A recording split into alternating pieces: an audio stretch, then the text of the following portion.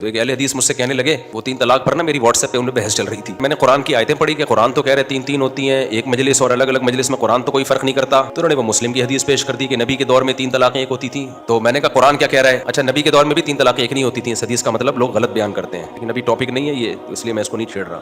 ये मुझे बीच में ये जुमला इसलिए बोलना पड़ता है कि लोग फिर ये चलाते हैं, बोलते हैं इनको तो पता ही नहीं। पता है अल्हम्दुलिल्लाह। तो मैंने उनको जवाब देने के लिए ना, बहस को समेटने के लिए मैंने कहा कुरान क्या कह रहा है? वो फौरन कहने लगे कुरान का मतलब नबी से अच्छा कोई समझ सकता है। तो मैं चाहता था इस पे आए वो। मैंने कहा बेहतरीन बात की आपने, वाकई नबी से अच्छा कोई नहीं समझ सकता। तो फिर मैंने सहाबा के फतवा दिखाने शुरू कर दिए जो कहते थे इकट्ठी 3 तलाकें 3 होती हैं। तो सहाबा से तो यही मनकूल है, इसके खिलाफ नहीं मनकूल। तो कहने लगे नबी क्या कह रहे हैं, नबी के दौर में क्या होता है? मैंने कहा आपने जैसे कहा नबी से अच्छा कुरान कोई नहीं समझ सकता, तो सहाबा से अच्छा नबी को कोई समझ सकता है? इट इज कॉल्ड इल्जामी जवाब। और तहकीकी जवाब यह होता है कि किसी हदीस में ऐसा नहीं है कि नबी के दौर में एक मजलिस की 3 तलाकें एक समझी जाती थी नबी के हुक्म से, या नबी ने उस पर रिजा का इजहार किया हो, ऐसा कहीं भी नहीं है।